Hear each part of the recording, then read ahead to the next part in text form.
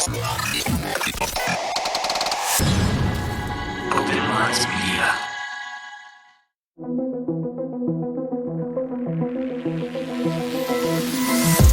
The reality we live in can be a very strange place.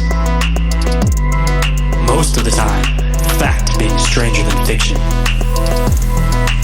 How will we ever start to understand this reality we live in unless we question everything? Join me and a guest as we unravel the mysteries of this reality, one topic at a time. This is Inquiries of Reality with Shayn Jones.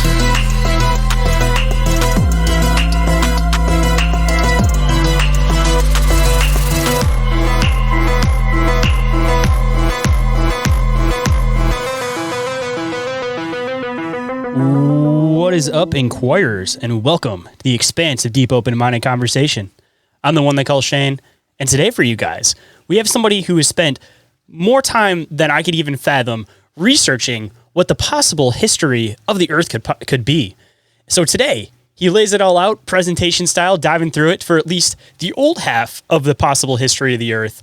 And I think you guys are definitely going to enjoy this. It gets into a lot of really obscure / occult type concepts, but if you guys sit back and listen, I think you guys will be able to keep up with it. Before we get into this fascinating show, we of course have to do news and updates and front of house. Really looking forward to the next event is Squonkapalooza will be August 10th in Johnstown, Pennsylvania from 10 a.m. to 6 p.m. It is free for all ages, of course. It's going to be a lot of fun. There's going to be games, food, vendors, crafts, goods, entertainers, artists, cosplay, contests, and more. And of course, I will be speaking at that event, so that one will be a lot of fun. So make sure you guys mark your calendars and don't forget to attend that one. And as far as front of house goes, if anyone has an encounter that they would like to report, you guys can report those to ommencounterreports@outlook.com. No matter how big, no matter how small, I definitely want to collect them and be able to hear about them and possibly read them on the show if you guys are okay with that. And if you guys enjoy this show, please don't forget to check out my other show, Bizarre Encounters, and our YouTube / Patreon show, Bizarre Inquiries. And for that one, of course, we always take in listener questions, so don't forget to submit those listener questions so we can get that one up and rolling again, of course, too. And if anybody wants to support the show, you guys can do so through the Patreon. Always updating and changing it over there, trying to figure out exactly what you guys need. I've had a big drop as far as Patreon members go, so hopefully we can build those numbers back up. And the second way is through the OMM merch store. Over there, I'll be dropping a bunch of new designs that I've been working on recently. I'll start dropping them off one by one, of course, on the merch store, so don't forget to go and check that out over there. And if you guys don't mind leaving a review or rating for the show on iTunes or Spotify, I would definitely appreciate it. I love being able to read the 5-star reviews on the show, so if anybody leaves any of those, of course, I will read it on the show and give you guys a big shout out. And to stay up to date on Inquiries of All Reality and Open Minds Media, you guys can check us out on Instagram, Facebook, Discord, YouTube, and TikTok. And every single thing that I mentioned is all available in the link tree, which is available down in the show description. And with that, let's get into the show.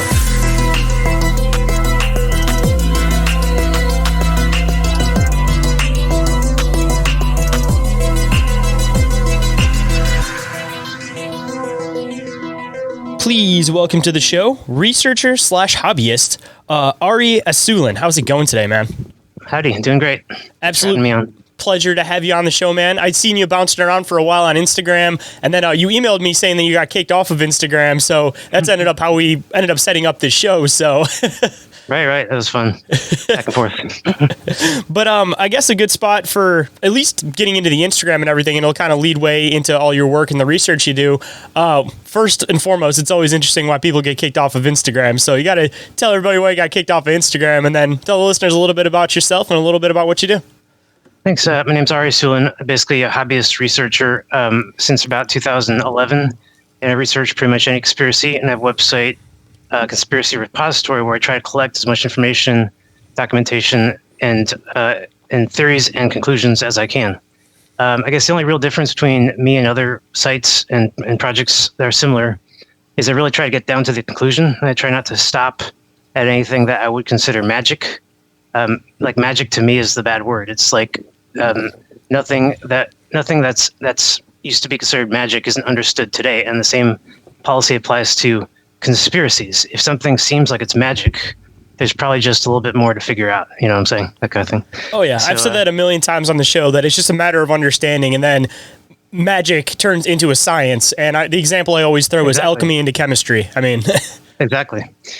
And as far as why I got kicked out, since about 2011, I noticed that there's just a whole category of things that are forbidden on social messaging, or media, I should say.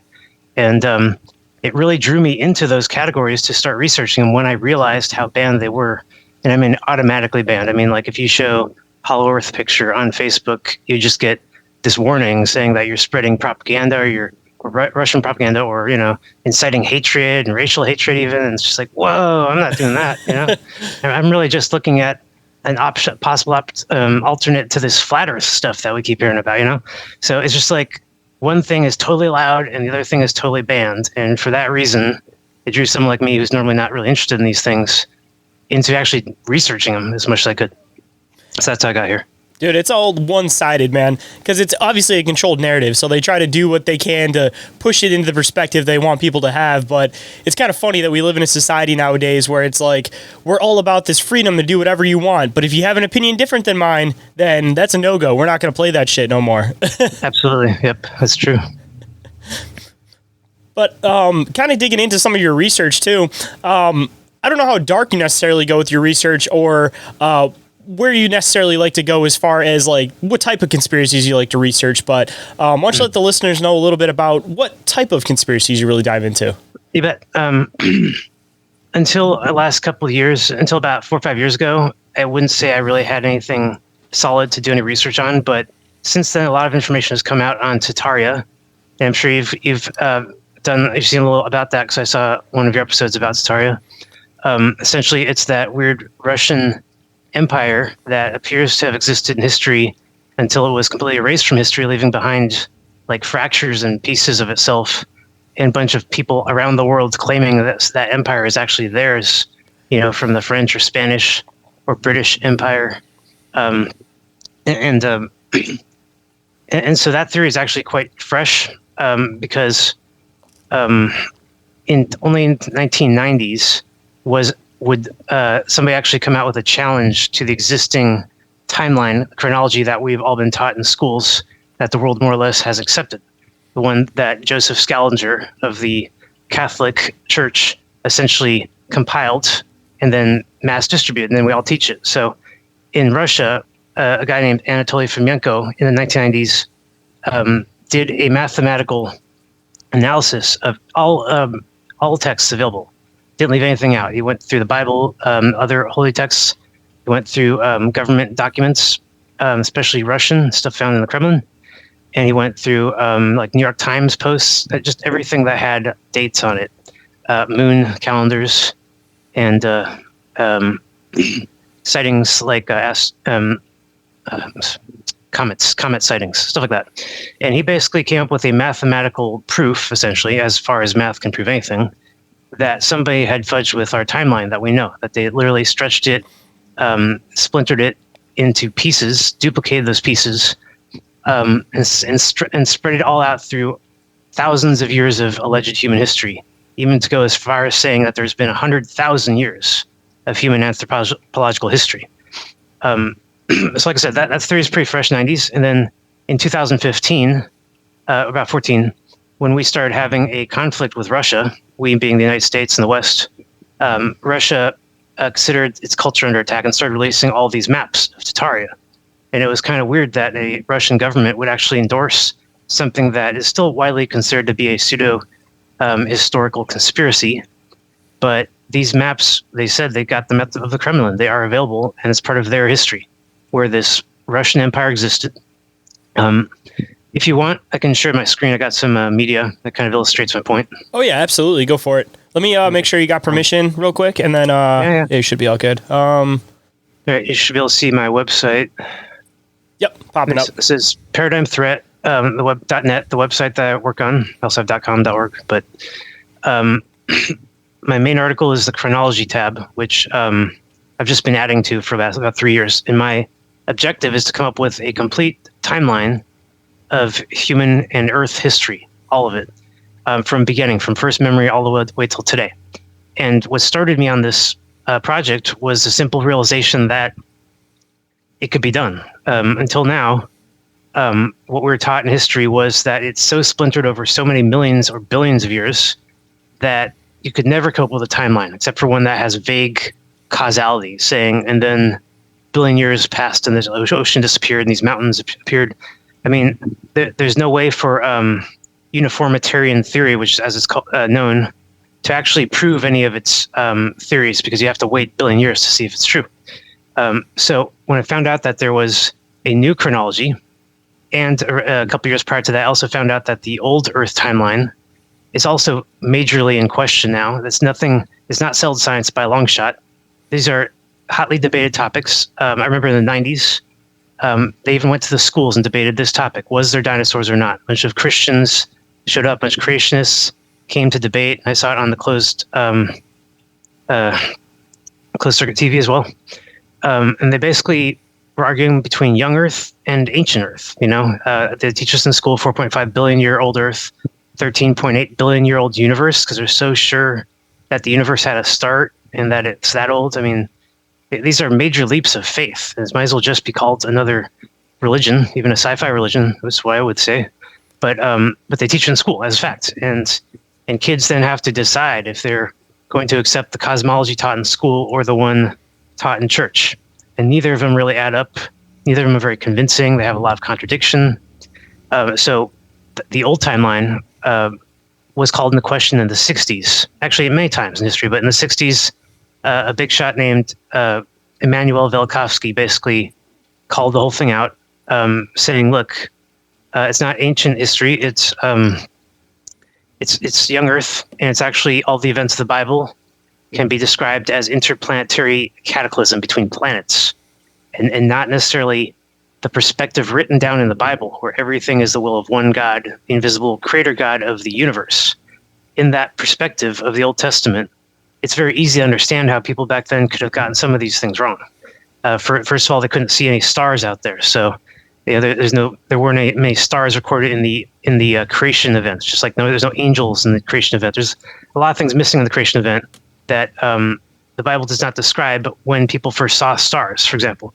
And according to Velikovsky and many other authors that believe in this young Earth theory, the origin of Earth happened rapidly. It happened cataclysmically, and involved this perfect period called the Golden Age, where essentially the planets were all in one line in a collinear configuration, connected to our sun, and a ton of energy was passing through it. This theory is known as Saturnian cosmology, and I won't jump into all of these theories. I'm just going to mention that they exist. I have links on my website to a bunch of authors who go into great detail, and I would recommend watching some videos from Wallace Thornhill, especially. He's a guy in the late 90s who came up with some plasma physics-backed theories to how this young Earth Saturnian cosmology could have actually occurred. So back to the story. The people that wrote the Old Testament did not know that the universe was bigger than our solar system, and they called the solar system the universe. It was the same thing. And they thought that one of the gods, one of the planets, had created everything in the creation story, because that god was constantly appearing in the North Pole of the Earth at all times. During the Golden Age, if you looked up the North Pole, you would see Saturn as a big round sphere with no rings yet. And in front of it, you'd see Venus as a star-shaped figure that constantly changes shape. In front of that, you'd see a red circle of Mars. And this is planets all in one collinear configuration with Jupiter and then the sun behind it, but you can't see those yet. So people saw this and they said, well, that's God. Not just Saturn, but all three of them together. They represent a triform God, a three-part God, Trinity, whatever you want to call it. And they simply wrote down that this God had created the Earth and the people and everything. So what do I believe happened? Well, in Saturnian cosmology, there are no gods necessarily. They're just planets. So there's no will to create. There's no creation will event. There's not like something, what's the word? From nothing. I forget the Latin term for that. Something from nothing, or is that what you're talking about, like that phrase? Yeah. I can't create something from nothing. Right. Ex nihilo. There we go. I got it. Ex nihilo. From nothing. That whole concept is not accurate. There was definitely something before the Big Bang of our solar system, before the first memory, before recorded history ever started. The universe was still there, and there's many other solar systems out there with life cycles. And our solar system had also gone through entire cycles with other planets. All those planets would die off at some point, and our solar system would become ripe to host new planets. Just like a bird's nest. Sometimes birds' nests are reused by birds. But often a bird will build a bird's nest, put all its eggs in there, birds will hatch and get too big for the nest, and the parent will actually push them right out. They'll say, "Get out of here! Don't. You're not going to survive if you stay here, and there's not enough room anymore." So the exact same thing happens in nature. Hold that thought. We'll be right back. And we are back, so let's hop right in. The Big Bang essentially is when Saturn and the Sun connect, and Saturn contains all of the mass of all of the planets at once, including the gas giants Jupiter, Venus, Uranus, Neptune. And as they connect, Saturn's this brown dwarf drifting through space. They connect, and Saturn explodes. And all these planets form in a configuration. Every civilization on Earth sees this happen. And some of them go into great detail, like Greek/Roman.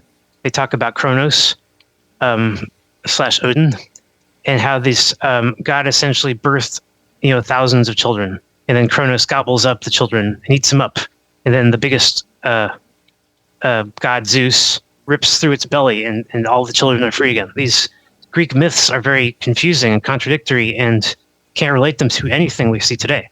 But back then, this is simply what they saw happen. They saw even the Earth get gobbled back up into Saturn in some sort of reverse polarity event.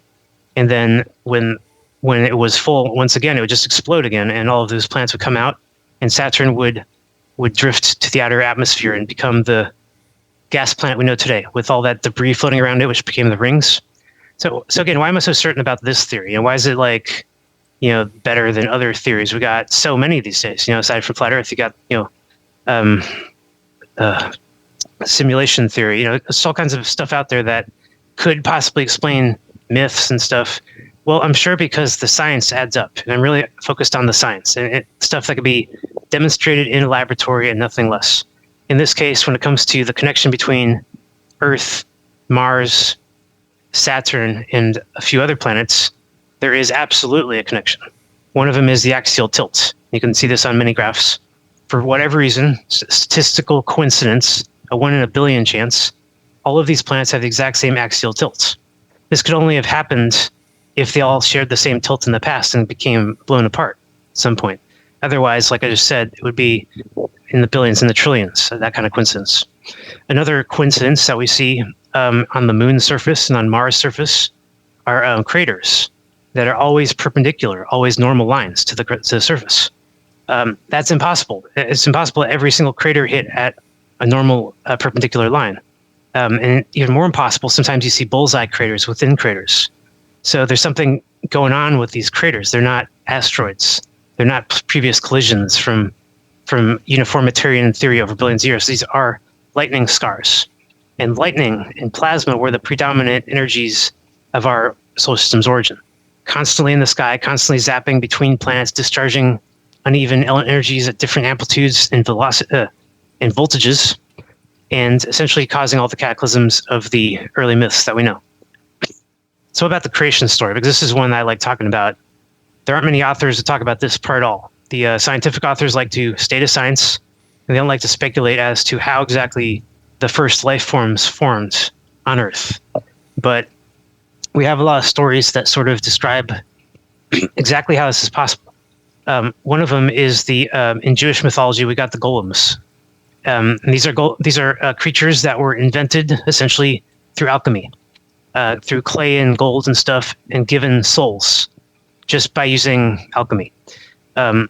They appear in science fiction, of course, like in The Hobbit.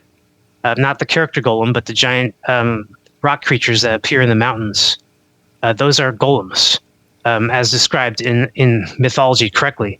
And what happened in the early stages of Earth's history during the Golden Age, when all of the life forms spawned, was they essentially spawned as golems, as creatures of rocks and clay. No organs, no lungs, no eyes, no ears, no mouth. And they were kept alive by that tremendous energy just flowing through the configuration. Some areas had more energy, like Mars, the North Pole of Mars, tremendous amount of energies, and gems and emeralds would grow out of the ground, and they could be carved into cities, and there was Atlantis up there. And other places just had giant humans and giant creatures of all kinds. And they were kept alive, like I said, by just energy flowing through them. They eventually came to want to consume other creatures, to take their energy in. And if you believe in DNA, which I do not, this would be how the creatures all established DNA in the first place, by eating each other. It's not like they tell us through evolution. It's literally by consuming a more complicated life form within, and then not having a stomach yet, and then sort of merging into a new sort of golem creature. Over about 800 years of Golden Age, these creatures evolved everything else that they needed, including organs, eyes, even wings. Like, humans have those bones for the wings. And we do know that fairies existed, because there's plenty of literature that says so. Even skeletons, even though it's been highly debunked, but still, something that you just have to look at the science of it. During this golden age, anything could exist because there was very low gravity and very high energy. There's almost no way to die. You couldn't get killed. If something was to stab you, you would just sort of mutate into something else. It says, again, in many different literatures, like Hindu literature, that death was simply not known yet. So death basically came at the end of the golden age, at the end of the 800 years, each year lasting 225 days, not as slow an orbit as we have yet today. And like I said, they saw up in the sky at all times this godlike sphere. They worshipped it as many names. One of the names is Baal. We've all heard that name, Baal. Early Babylonian worship, the type of god that people sacrificed animals and humans to. That's named after a ball. There's a connection there. I've ever heard of how people say that baseball is actually named after Baal. It's just the same word. It's because the first god that was ever seen on Earth appeared like a giant ball in the sky. You're just changing the L and an A, swapping that. That's it. Exactly, giving it an exalted set kind of sound. Aal ended up being a sound you hear in Jewish literature all the time. In fact, Saturn is known as El in the Old Testament. And I was raised Jewish, and we were constantly told not to name the name of God. So we were also told that one of the names is El. And my name, Ariel, I'm actually named after God because it's Lion of God, Ariel. So I've been very familiar with this term. I just never understood that El was actually just referencing this planet this whole time. And that the Jews actually in their early periods did not worship El. They worshiped Baal. That's in 870 AD when they lost that first temple. Or was the second temple? Lost the second temple. They were Baal worshippers at that point. That's not controversial. That's known. So anyway, Golden Age seemed perfect. Here's Wallace Thornhill's model of a collinear configuration of planets. And he's explaining it as a vortex of energy, keeping them all in line, just like eggs in a vortex of water. Essentially came to an end. Yeah, so the 9 planets were known as a Yggdrasil tree, right? The tree of life. Each location was named in Norse mythology, and each location had certain features to it, either too hot, too cold, really bright, really dark, that kind of thing. Then there was also this Absu layer, this plasma layer that came from Saturn that still surrounded the Earth, and it was seen in the sky, especially in the southern hemisphere. And it was known as the abyss, as the firmament, and it does appear in the Bible. And a lot of flat earthers cite the firmament as proof that the Earth is flat, but what they're not understanding was that the Bible mentioned the firmament back then. Did not say it still exists today. It's gone now. You don't see it in the sky anymore. But in those days, many references from many civilizations seeing these layers in the sky, literally all the way up until about the 18th century, actually, when the final rings disappeared. So northern configuration, as I mentioned, Mars, Venus, Saturn, Jupiter, and the Sun. Southern configuration is very interesting. That's Mercury, Neptune, and Uranus, creating the first man myth of the southern hemisphere of South America, and actually of Africa too. We just don't know much about African religions because they were completely systematically wiped out by the French and British empires, those Jesuits, those missionaries. But this first man figure is what I'm talking about. It actually created many figures in the sky, shapes in the sky. And one of them was a human shape, just completely naturally. But by making these 3 points, this shape appeared with arms and a head and legs. And this shape regarded gravity, the gravity of the Earth, the gravity of electromagnetic induction as it connects to the Earth as cathode. So that first man shape, as it appeared in the sky for 100 years, literally created all of the first men and women of the Earth. Men first, because women only differ from men from their ability to reproduce, and that organ simply hadn't come yet. Which is why then, later on, Westerners, who disregard Southern religions entirely, misunderstood the myth and said that was Adam and Eve, but they still kept the part where Adam created Eve out of his rib. So that's like the first man figure coming to pieces, falling to the earth, and creating men and women. It didn't necessarily create just the woman Eve, it created all women and all men, that kind of thing, over a long period of time during the entire Golden Age, which the Bible shrinks into just the Garden of Eden. But then it gets the next event quite right. The next big event is the Dark Ages, when the Golden Age suddenly, abruptly ends. The planets have become too big. They consume too much energy within them. They became like capacitors. They're overcharged, very hot, and their electromagnetic fields start reversing. And they push themselves out of the collinear configuration, and they turn into a non-linear configuration where all the planets rotate around each other, and that thing rotates around the sun. Not yet the orbits we know today, but something new. So as I said earlier, we saw that Kronos went nuts, Saturn went nuts and devoured all the planets. Saturn also, as Earth passed through its layers, caused 3 great deluges, which also made it into the Bible. This is where Earth gets all of its water, and the water of the Earth has salt in it, and we don't know where the salt comes from. There's no source found ever in our oceans. But it just so happens that the water-salt ratio, hydrogen salt, is exactly the same ratio as found in Saturn's rings today. So again, another perfect match, impossible statistical coincidence. Moving on. In the Dark Ages, all this energy shifts its position. It used to be in the north areas of the planet, in Atlantis and all those areas. Atlantis comes apart, falls into the Earth. As we all know, everyone knows Atlantis falls, right? It's kind of gone forever, and people start building all these pyramids all over the Earth, not just in Egypt, but everywhere in the equatorial hemisphere zone. And why they do this? Well, the pyramids all conduct energy. Not so much today. Today they're mostly just hunks of concrete, because energy is different today. We're not in this dark age anymore. But back then, all you need to do is build something out of concrete, and it would start conducting the massive energies flowing through our solar system. These energies and the conductions between them were so strong, they're quantum conductions essentially, that they allowed people to use these pyramids to communicate to each other, thus creating the first empire on Earth. Empire meaning spanning, using technology and information, and controlling each region with religion and so forth. And this pyramidal empire was remembered as the first real religion, the first church in the world. In ancient Egypt, in the Exodus story, the Egyptians are all worshiping various gods in the pyramid. And the pyramid ends up being, and they say that these gods, these idols, essentially can speak to you and they can heal you, and they have features. So why do they think that?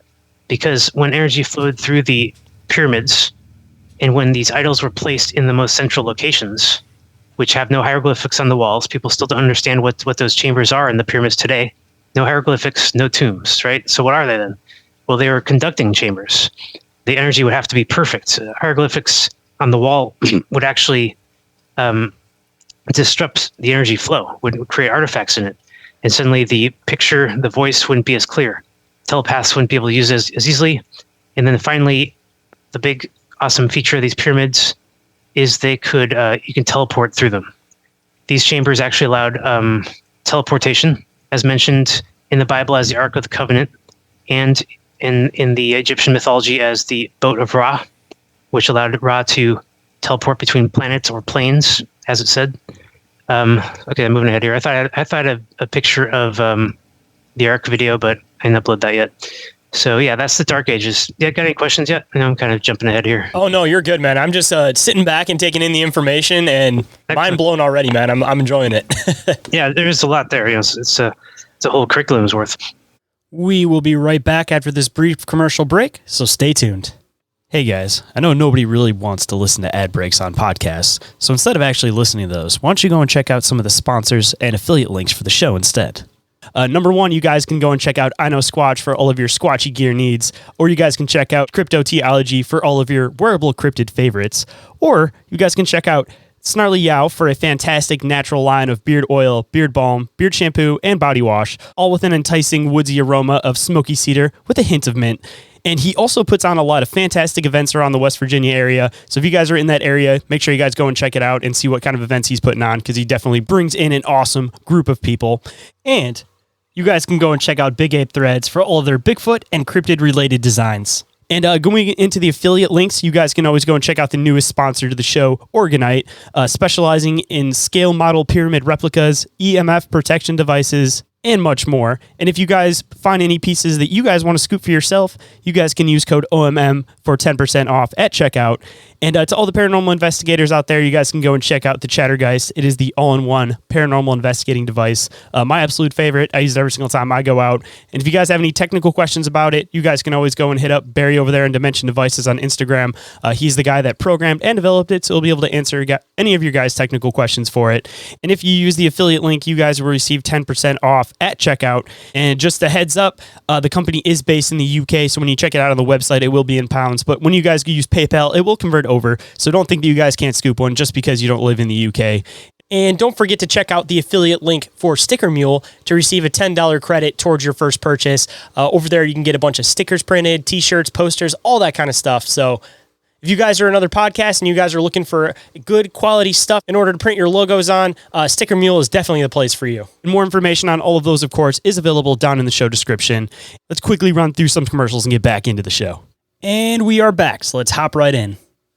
So Planet Venus was a big plasmoid, had no rock in it. So you know that show, Third Rock from the Sun? It's actually lying about Venus. Venus is not a rock. It's just a big gas giant, or a gas dwarf. Sorry, I should say gas dwarf. And they insist that's a rock because today it has a spherical shape. But back in the past, it was known as the dragon, or as Medusa with the many heads. Or during the Golden Age, it was known as its better version, as a big star in the sky and the ghost of Holy Ghost of the Trinity and various things. But during the Dark Ages, things really start to come apart, and Venus, the plasmoid of Venus, spreads its energy in all directions, grasping at anything nearby, having conflicts with Mars, with Earth, and in some periods they saw extended conflicts between Mars and Venus, where Venus would literally rip the surface off of Mars and drag it down, and then it would end, and both planets would come apart again and reform into themselves. It's just completely hard to understand today why they would write these myths down without understanding all of this physics was based on electric universe theory, plasma physics, where everything is based on the polarity of the matter, whether it's charged positive or negative, and gravity is nothing more than an artifact of electromagnetism. It's not the main force in the universe, and it's not the main factor in any of this cataclysm. So that's why we're not seeing like just gravity stuff. We're seeing fire and brimstone and cataclysm. So Jupiter, during the Dark Ages, was remembered as this big fire on top of a mountain. And you might hear the reference to fire on the mountain many times, even Grateful Dead. You'll see it all over the place. This was just a moment in our history when Jupiter started receiving way too much energy, having formed its own electromagnetic field and from the sun. And it's on fire all the time. It became the burning bush on the mountain. And in the Exodus story, Jupiter and Venus play a major role in why the Exodus happens. I mentioned this Egyptian empire, which Egypt is just a word for the empire. Egypt is not really a place. So at the time, it meant the entire pyramidal empire, and that whole empire it came apart during the Exodus event. This is something that most of the world also remembers, especially in Africa, where if you went to Africa in the 19th century, you might actually find a bunch of people that still followed the Passover tradition. And I know this because many of them were evacuated to Israel, and I was told this story as a kid. So the only thing is about the Exodus story is if you know the versions of the Old Testament and how it's based on different sources, A through F, and how like many of those sources have been called into question in 2015. D, E, F sources are now highly dubious, and A, B, C are now being looked at. Those kind of things mean that the religious foundation for Judeo-Christianity is really fragile and weak. And it's almost entirely based on the Crusaders' ability to just conquer the world over the last 600 years and just spread this version of religion everywhere they could. It's not really based on anything that's solid. For example, it's full of contradiction, like I said. And when it comes to the Exodus story, the contradictions are eye-opening and mind-boggling. In the first version of Exodus, there is no Moses. He's simply not a character in the story. And yet all the other characters are there. Joshua is the main character who leads the Israelites all the way to the Promised Land. God is in the story, and he talks directly to the reader and says, I have parted the sea, the Red Sea, and I have delivered the people, and so forth. Some parts are different. Like the Israelites never go into the water, into the parted of sea. That's a major embellishment that someone came up with in the 19th century. Very clever, but it's not in the version A. So the most important thing is that Moses is missing, and Mo-Zeus is simply just a renaming of Zeus. It could say that this must have occurred during the Greek occupation of Jewish culture when they were stuck in the East between 12th century until the 18th century, and they adopted almost 50% of their Hebrew letters from Cyrillic, from ancient Greek. So no doubt they took a lot of stuff from the Greeks at this time, and most likely this character Moses, I should say, is nothing more than the Old Testament believers who follow the Ten Commandments, trying to implement Ten Commandments. Yeah, I'm a programmer. I talk like a programmer, right? So I see everything has interfaces and just logic. So when I say implement the Old Testament, it sounds weird, I know, but they're just trying to follow that first commandment. And first commandment says, do not put any of those other gods before me, which is really funny because it's like, oh, excuse me, God, you're saying there are other gods, right? You're saying it in the sentence. You should have been more like, there are no other gods but me. That would have been a much cleaner first commandment. But this other version, this one that leaves open the possibility for other gods and does not tell you what to do about them aside that you're not allowed to know anything about them. Do not worship them. That's just like a crazy self-defeating commandment that you can see how caused so much mayhem within religion as they're trying to implement this. And so they trying to say that whatever happened in the Exodus event must have been God's will. There's no way that God was punishing the Israelites for nothing. He must have been delivering them to the Promised Land. And so they added this character Zeus in there because ever since their first church fell, Atlantis. I know it's weird to hear about Jews from Atlantis, but I consider a Jew anyone that's a monotheist, anyone who believes that Saturn was the only creator of the universe, and that follows that first commandment and the others. That's a monotheist, and they certainly existed in Atlantis. When their creator came down, he appeared in another form, the savior of Jupiter, as I mentioned with the Kronos story. And then when Jupiter went down, there was another savior, Venus. So in this Exodus story, let me get ahead a little bit here. Venus streaks across the sky, and all of the slaves of the Egyptian empire see this happen. All of the priests see it happen too, and they're baffled. They don't know why the triform god just came apart. Osiris of the Egyptian empire just came apart into at least one other piece.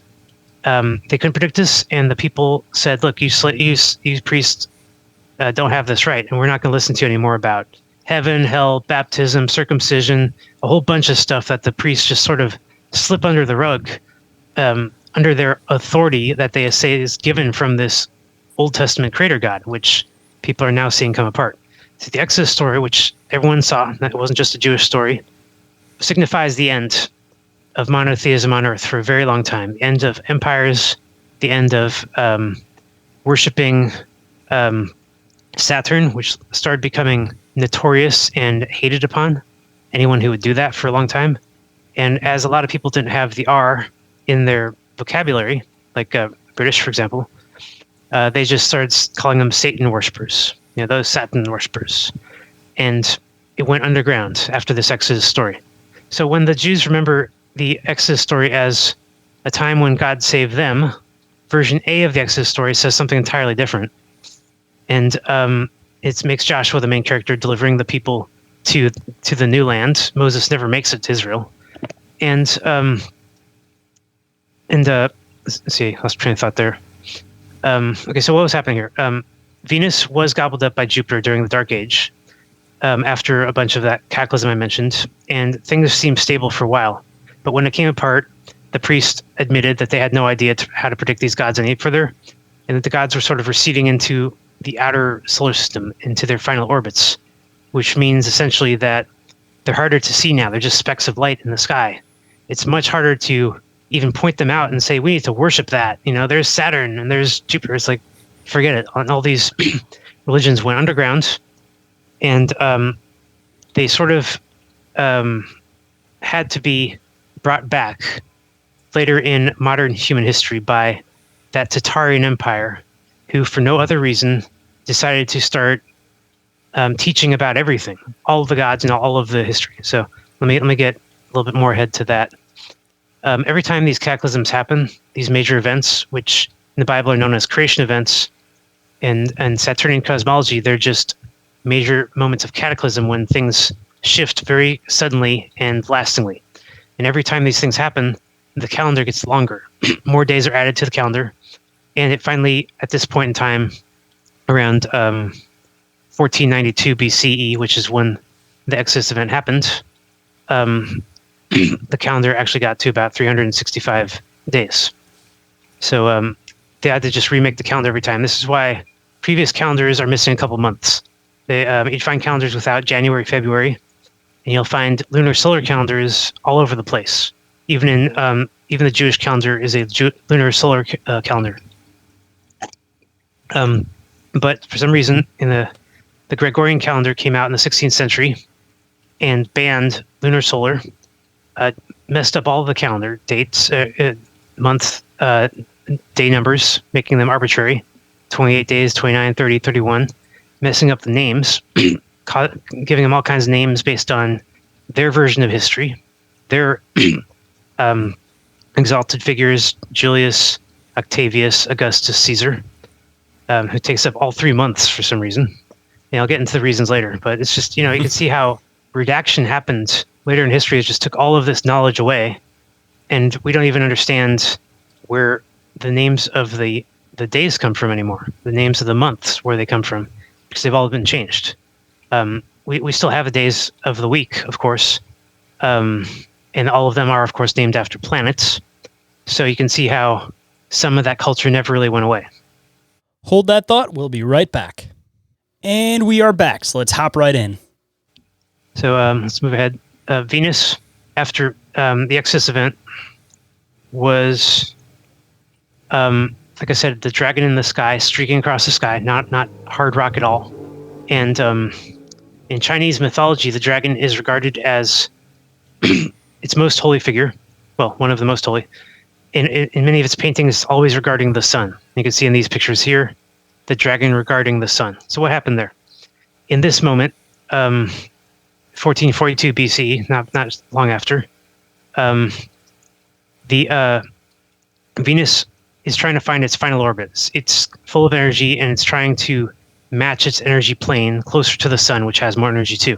And it's falling towards the sun, at which point it reaches its current orbit where it's at right today and just stops. And that's what's seen in this picture. The dragon just stops when it approaches the sun. Icarus is another version of that story. Icarus gets too close to the sun and just dissolves into what it is now. It dies. Icarus dies or gets burned. And what's really happening here is that in our electric universe, we're seeing a state change from one state level to another for a planet. This happens in atomic physics. When electrons change state, it can only happen with a giant release or intake of energy to push them from one state, from one orbit to the next. And our orbits and solar systems are exactly the same. They're electric orbits. Newton was wrong. Everyone back in those days said so. And Einstein's wrong too, because he never really improved on Newtonian theory, which could not answer any of these contradictions in our observed solar system. But electric universe makes this all very clear. It's just like an atom. It's not orbits of planets. It's energy planes, and every planet is stuck in its energy plane, wobbling back and forth in its tiny gravity caused by that plane. And as Venus found its plane, it finally stopped and just got stuck in its final orbit. So, in 1442, we got this crazy story where Joshua makes it to Israel, and then God appears and he says, "Don't worry, I'm going to help you kill all these Philistines."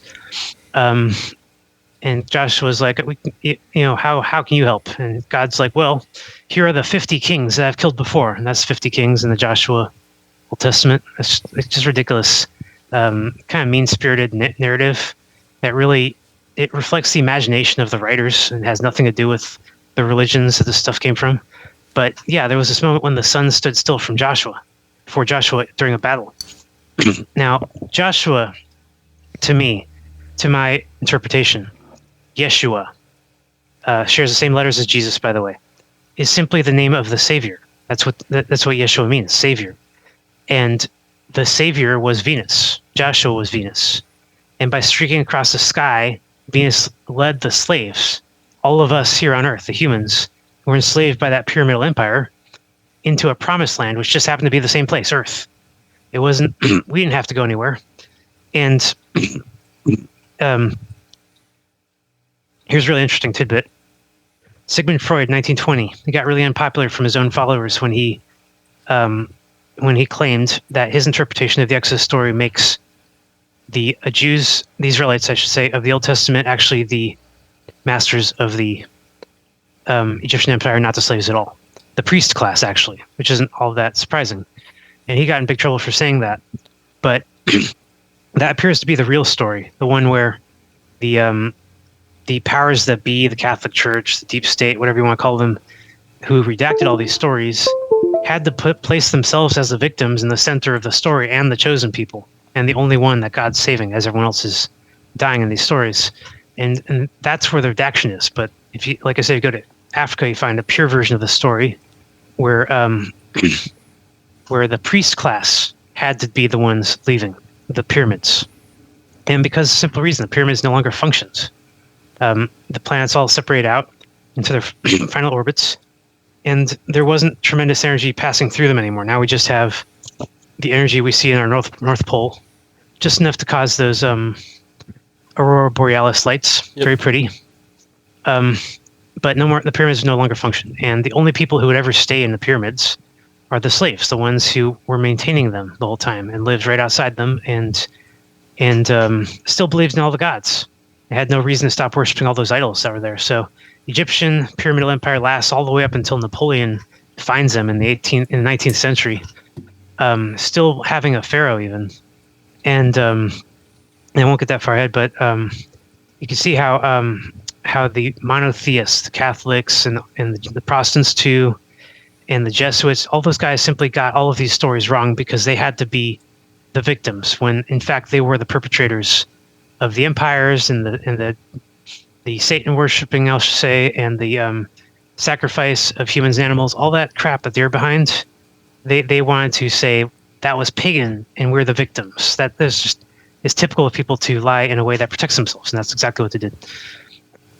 Actually, I recently did an episode with somebody talking about basically Solomon kind of going through all the temples and everything like that, and honestly kind of somewhat came to the same conclusion too, that there's all of this ancient mysticism that's based in the religion, but it kind of gets separated at a certain point. It gets looked at as like paganistic. Exactly. Opportunistically, they'll like something they'll hate on something for 200 years. The Catholic Church, for example, would not say the name of Jesus for 200 years after he existed. and then it became their central icon till today. So I mean, that's exactly how they play things, just opportunistically. If they need to completely contradict themselves, they will. And history is full of their errors, as you say. Fomenko was clear when he pointed out these are simply errors. These errors of redaction, errors of duplication, people finding ancient texts and misunderstanding what they are.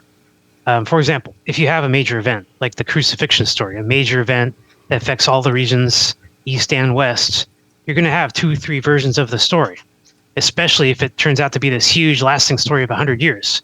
You're going to have different names for those characters, like Gandalf in Lord of the Rings. He's going to have different name in different places. And so did Jesus, who was also known as Alexander and Julius Caesar, and the first of the 3 kings who visited him as a baby.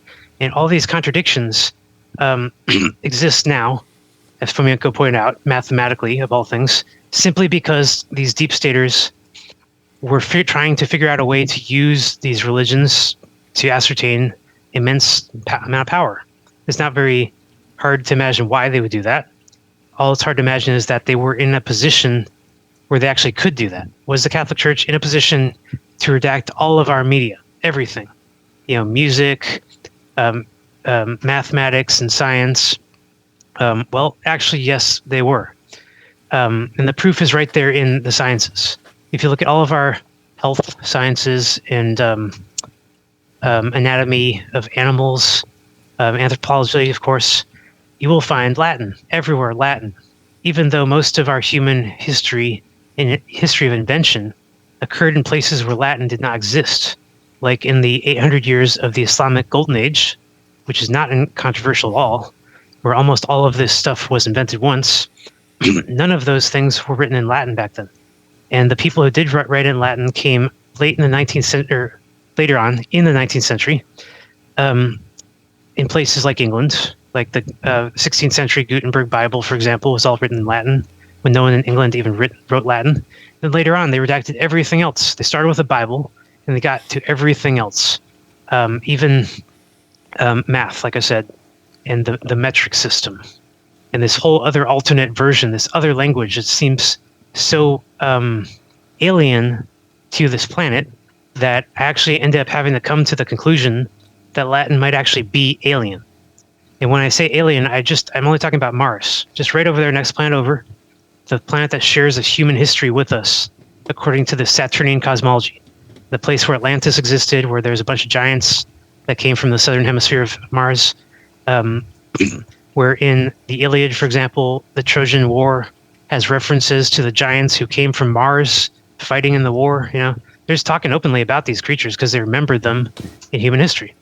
And in fact, giant humans existed throughout human history and has been redacted throughout his human history. And the redactions left behind are obvious, like really obvious, like tall tales, for example. The word tall used to mean height. Now it means both height and lies or fake. But actually in America, there's a bunch of literature showing that we had giants here. And there's no reason to just doubt that now. We had the Smithsonian Museum and their project that was very active in the 19th century, destroying every single giant mound they could find and hiding all the history. And maybe that's the reason why people don't believe in it today, because it's all been erased and destroyed. But ultimately, if they look at what hasn't been left behind, there is so much evidence left behind that there has been giants. If you go to Europe, there's giant doors and giant buildings. I mean, doors literally made for humans that are 3 times taller than you and me. I mean, you got the giant sarcophaguses in Egypt too. And exactly. Yeah, I mean, even connecting in with more of the giant stuff too. I mean, almost every single culture talks about them, like you'd mentioned. So right. It's one of those things that's almost like undeniable at this point. And supposedly, I've heard there's actually a few museums down in South America that actually still have on display some giant skeletons. But I know a lot of podcasters have been talking about that the past few years, so I wouldn't be surprised if that's scrubbed out now. But supposedly they still existed down in South America. Yeah, exactly. And there's even some film, I think, of giants in Japan prior to World War II, that they were wiped out. We wiped them out by going from island to island and burning every single hole and hiding place. You have to wonder why we did that. It's like excessive a little bit, right? Just for that Pearl Harbor, which might have even been a false flag event.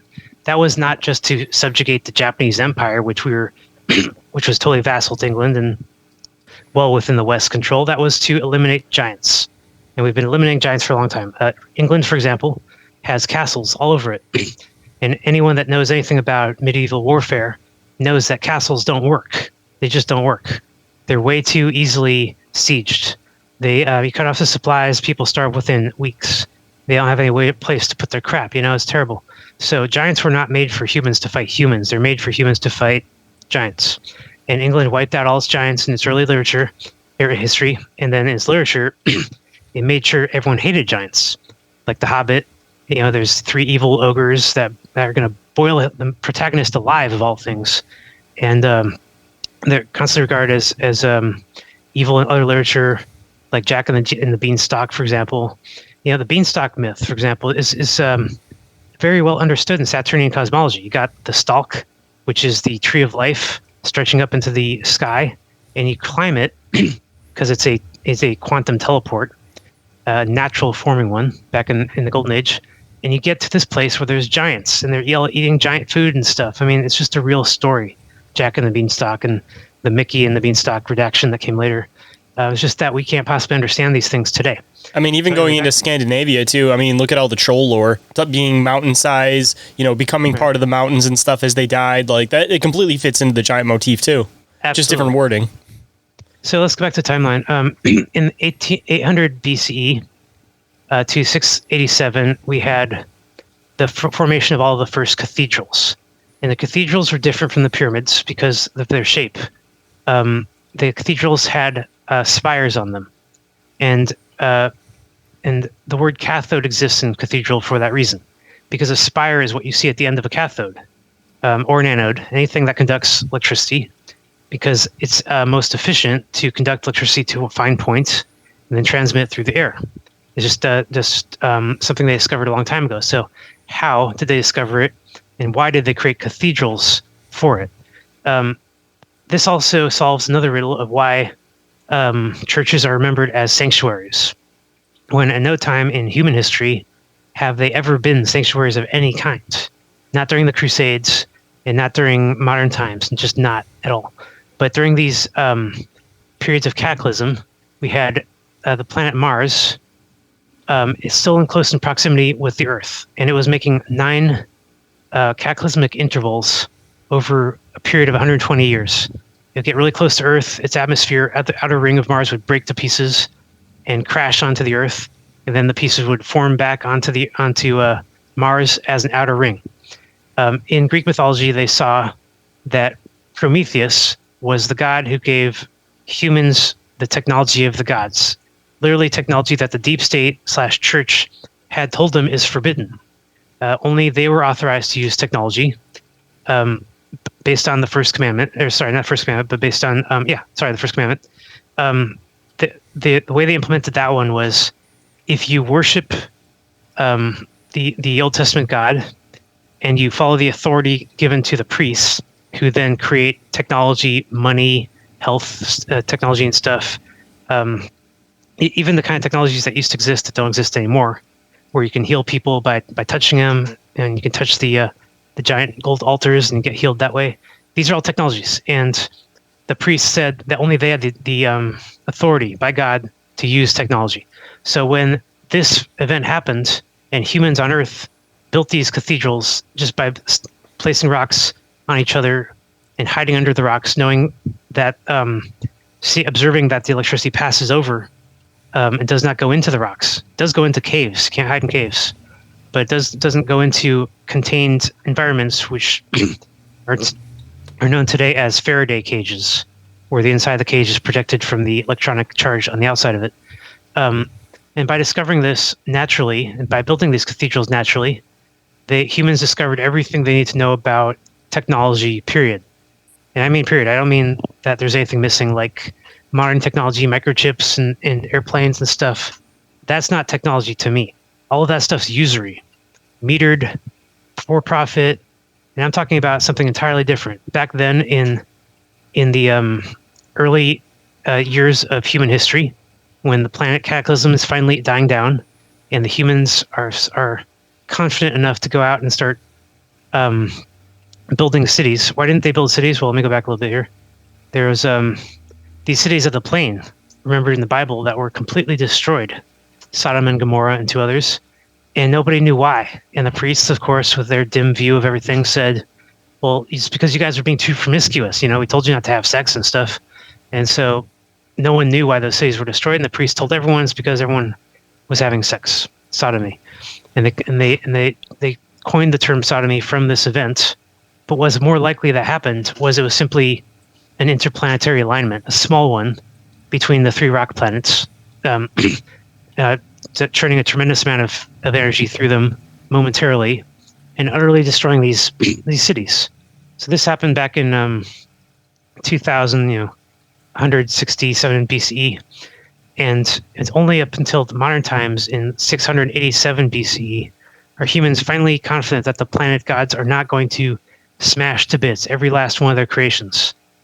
All of their stories of creation all ended in ruin. Even the first creation story of the Tower of Babel, which was again that collinear configuration, tree of life, tree of Yggdrasil, they all saw that come apart and destroyed by the gods. So it took a long time for humans to want to build cities. But when they finally did, they built the most remarkable cities on Earth. They were free energy cities where, if you look at their patterns today, they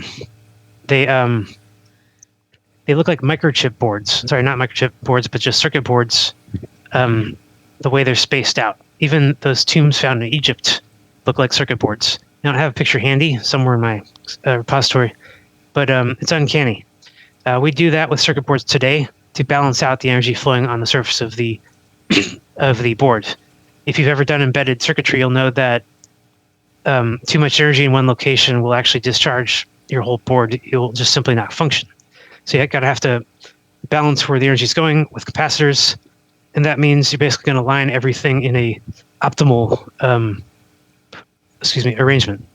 And that's exactly what we find with all the first ancient cities of Earth. Optimal circle shapes with water flowing through them in between the houses and the neighborhoods, energy flowing in the water, enough to light lights, enough to be healthy and just go bathe in the water and you will never be sick.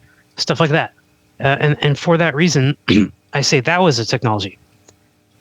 Because technology means knowledge given to humans, like Prometheus did. It doesn't mean what we have today, where everything's wrapped up in intellectual property contracts and suppressed by governments and mocked and ridiculed, to the point people don't believe in it anymore. And so that's my point. It was harmony and it was evolution back then. Humans create everything that they ever would invent. Alchemy was a big deal. They discovered that alchemy was demonstrated to them in primordial times. The phosphorus dropping down from Mars and the mercury coming from Mercury, which, yes, is named after the metal, because pools of liquid metal fell onto the Earth's surface on the southern hemisphere and just created pools of mercury in the ground. And for the philosophers, the ones who bothered collecting these things, the wizards of the time, whenever they could combine mercury and phosphorus, they would create the element of gold and silver, with red phosphorus creating gold and white phosphorus creating silver. Now, this is a big secret today, a huge secret, because, as they teach us in school, gold is supposed to be a periodic element. It's supposed to be an atom, silver too, along with a series of other precious elements. And because they're constantly called precious elements as an official title, and backed by science, these elements are actually worth that much in the market and have been since the gold rush in England in the 17th century. The merchant rush, which started looking for gold everywhere. And they started praising it and stuff. In reality, gold and silver can be created using mercury and phosphorus, dropping its value to nothing. And if that knowledge would come out today, it would entirely destroy the financial system that we've had, which was originally gold-backed. In many places is still attempting to be gold-backed now. Diamonds are the same story. They're slowly realizing that diamonds are not forever. They can be manufactured and destroyed. And gold is now finally being proven can be destroyed, not a periodic element. Periodic elements cannot be destroyed officially except for by atomic radiation expiration. That's what they taught us in school. So like I said, all this 90s pop sci stuff has really been challenged since. It's not it's not stood up to challenges, and it's come apart in modern times. And it's due to be completely replaced by something that can explain all of the history, all the contradictions, without leaving new contradictions and new mysteries and new magic for a new priest class to evolve, new specializations, and bring us right into the mess that we find ourselves in today. Of course, when Fomenko announced this in the 90s, this new chronology, and he described all the stuff in it, he wasn't doing it for political reasons or to create a new religion or to promote a sense of harmony among the people.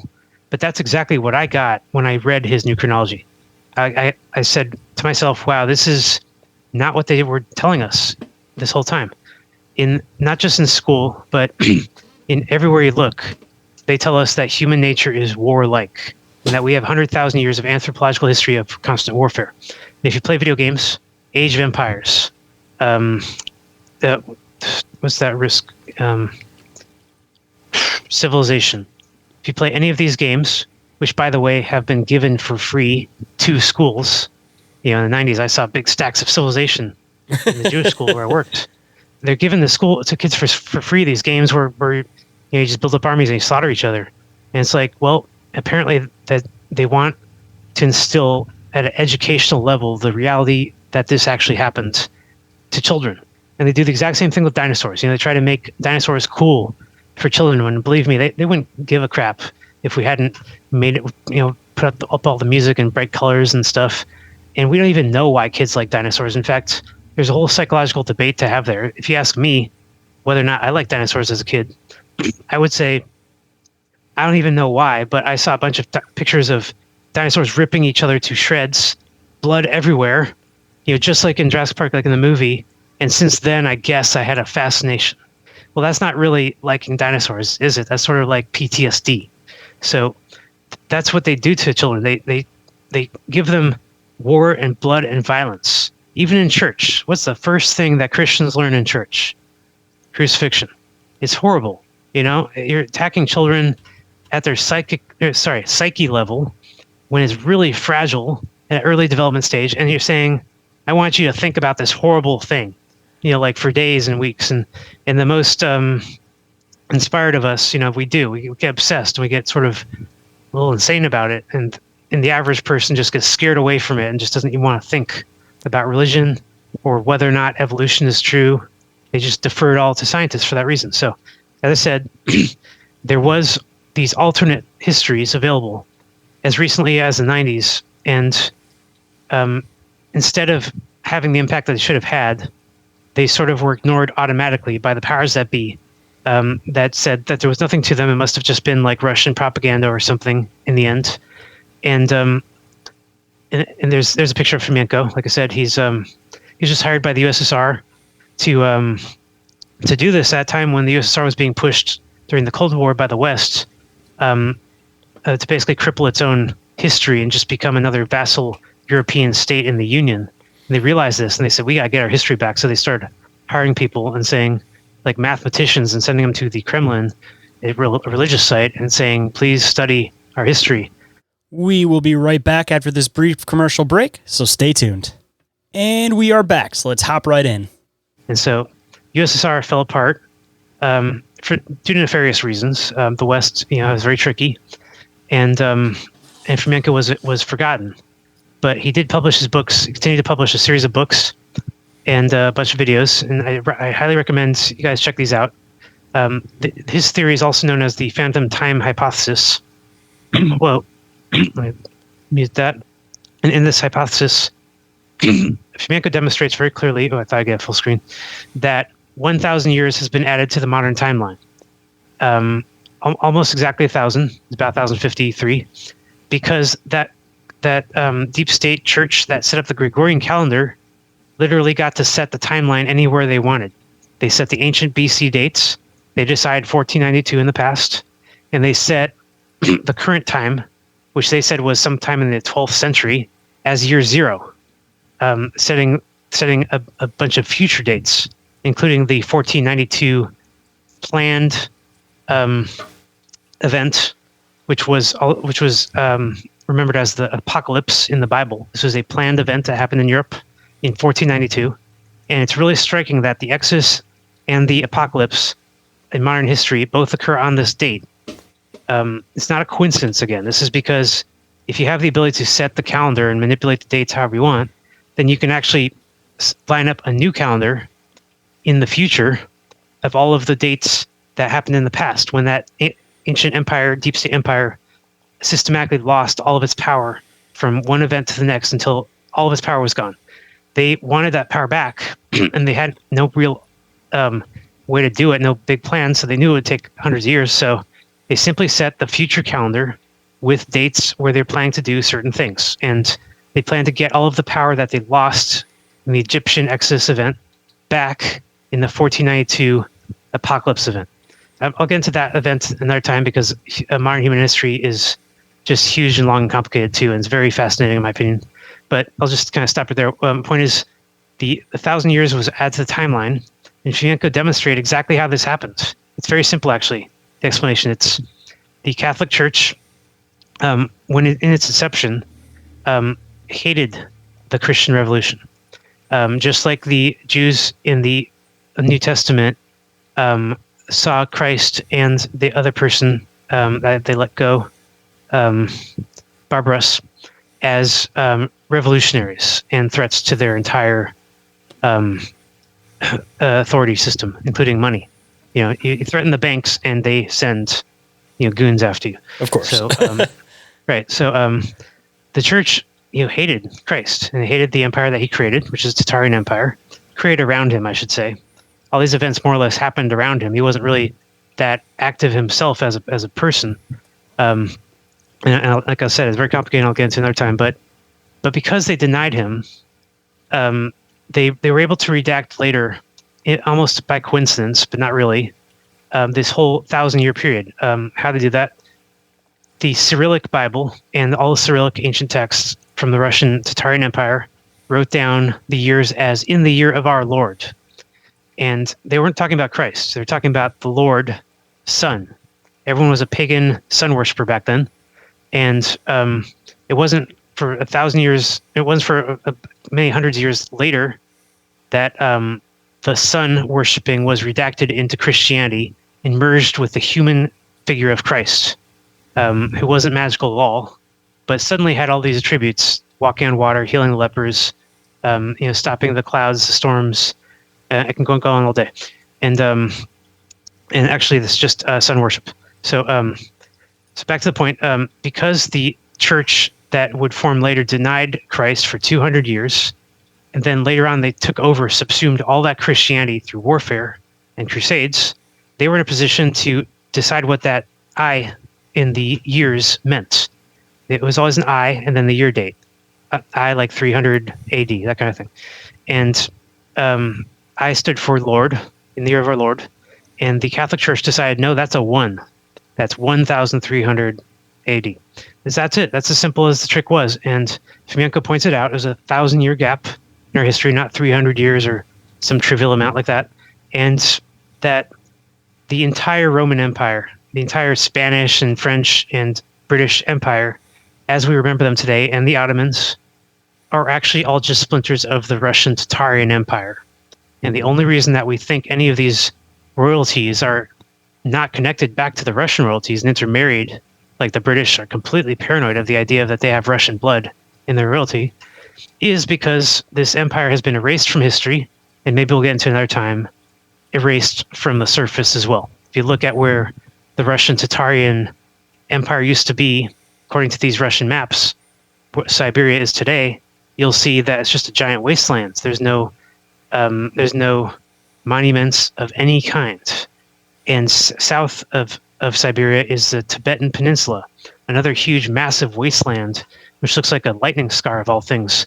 It looks like the earth sort of just got molten and just pushed up and then pushed down into India and created those Himalayan mountains and just sort of froze in place as the Himalayas right there in front of India, erasing Sri Lanka and, Shangri-La and all of these ancient Indian cities, which also fell into myth.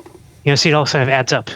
The stories that they give us of the earth that happened over billions of years come up with a lot of contradictions to explain these monuments, these natural monuments, like the Himalayan mountains, for example. They say that a subcontinent pushed underneath another continent and pushed all these Himalayan mountains down into India or up from India or something.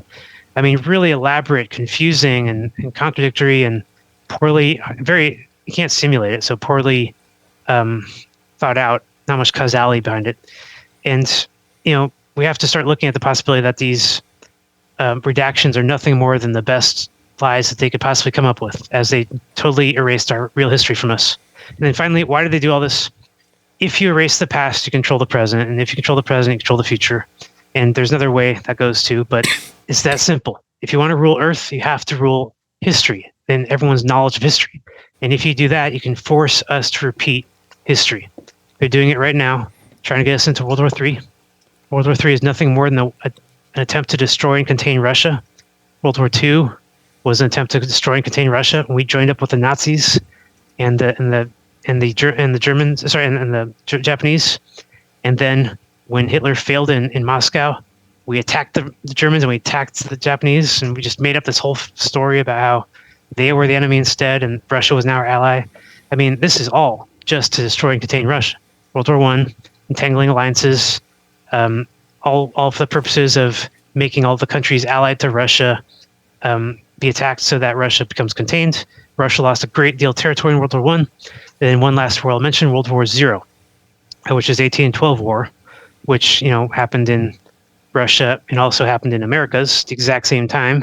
The historians like to say it's not a world war, but it's spanning the world.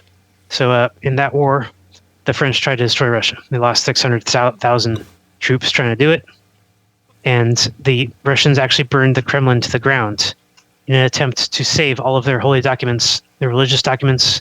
And it's for that reason, and only for that reason, that they were able to reconstruct any of this new chronology or the maps or any of that stuff. In that Napoleonic War, they saved it. They saved the books from burning. And everywhere else on Earth, in all of human history, the books have always been burned. Every library, Alexandria in Egypt, even the ones in London, in the Great Fire. Every other reference to ancient history has been destroyed except for Russia. And it's for that reason that Russia remains the threat to the Western hegemony today. Wow, man, that went deep, and I wasn't expecting where that conversation was going to go, but I already know what I want to talk about next time. We got to get into the modern stuff, but this was perfect that you laid down basically the whole background history leading up to that point, and yeah, we definitely got to be able to cover the modern history. Anytime, yeah, I'd love to do that. And I got to give you big props on your research, man. You've really put this stuff together. You had a really good way of displaying it, and you did a really good step-by-step for it. That's why in the middle of it, man, I had no questions. You had a really good way of portraying it, too. Excellent. Glad to hear that. And I've been practicing a lot. Just these podcasts have actually been very helpful. Oh, man, you're welcome on the show anytime. Like, researchers like you, man, that cover stuff as deep as you do. Like, I love this kind of stuff, man. And, of course, laying down the groundwork a bit this time. Next time we can do the modern stuff. Then maybe we can come back for a third time and we can kind of bounce ideas a little bit back and forth off each other. But you got so much work, man. I just want to sit back and just hear everything that you got to take in, man. Really appreciate it. Thank you. Hold that thought. We'll be right back. And we are back, so let's hop right in. But I always like to kind of wrap up the show with words of wisdom from the guests to the listeners. So if there's any words of wisdom that you might want to bestow on the listeners, what might it be? Geez, wasn't ready for that. Be optimistic. This is an extremely cynical time, probably the most cynical time in all of human history, the most slavery, the most poverty, the most misery. And it seems like it's never going to get better. But I have this feeling that not only is it about to get a lot better, but it's going to be what I call the slingshot, where it's been pulled back for so long, our entire lives. Everything, all the potential of our species has been simply suspended. And there's going to have to be this moment when we start doing the things that we're always meant to do. And, hang in there and look forward to this moment, because it's definitely coming soon, and within our lifetime and probably within the next couple of years. That's my guess. Oh man, I could definitely agree with that. And I've been talking about that for a long time, that everybody is fully aware of the fact that we're not living how we're intended to live. That's why we have all of this mental illness and everything else that's going on nowadays. And it's only a matter of time. And I usually use the reference from Hunter S. Thompson about the wave hitting the break wall and eventually coming back. But same concept, same idea. Yep, I love that book and movie. And if anybody wants to come and find all of your research or your deep dives, the entire website that you just went through, for any of the audio listeners that want to get all the visuals that you were showing during the presentation, where can everybody come and find you, and where can they come and find your website at? You can just find my website at paradigmthreat.net, and my social media links are on there too if you want to see me on Instagram or Facebook. Though, like I said earlier, I'm mostly censored on those networks. So all of my stuff I put on my website, and that's the point. Can't censor your own website. That's like with a lot of podcasters with the RSS things. Yeah. You can take us off one platform, but we'll be on 3 other ones still. Exactly. There's a lot of stuff I didn't want to lose, so that's why I started a big collection. Smart way of doing it, man. And for all the listeners out there, I will make sure that I include that link down in the show description. Highly recommend going and digging through his website. I know he only went through a little bit of it on that website, but if all your other research is as extensive as what you just went through, man, I can only imagine what kind of gold is on your website. Nice. I appreciate it. And I appreciate you making the time to come on today, man. Really, really looking forward to next time. We'll have to make sure that we set that up for relatively soon, because I want to do these ones somewhat close to each other, and then we can kind of go from there, man. But again, big props for all of your research, all the deep dives that you've done. Very extensive, very well done. Really appreciate it. If anyone is interested in being a guest on the show, having me as a guest on your show, sponsoring the show, or getting a hold of me for any reason whatsoever, you guys can get a hold of me through email, which is increaseofallrealitypodcast@outlook.com, or through social media, Instagram or Facebook. Instagram is the one that I am the most active on, of course. Or you guys can get a hold of me through the submission forms, which are available on the Linktree. And if anybody is interested in podcast or audiobook production services, you guys can shoot me a message through Open Minds Media. The Linktree for that is available down in the show description also. And every single thing that I mentioned throughout the entire show is available in the Linktree, which is available down in the show description. And with that, hope you guys enjoyed the conversation, and I'll catch you on the next one. Have a good night, everybody.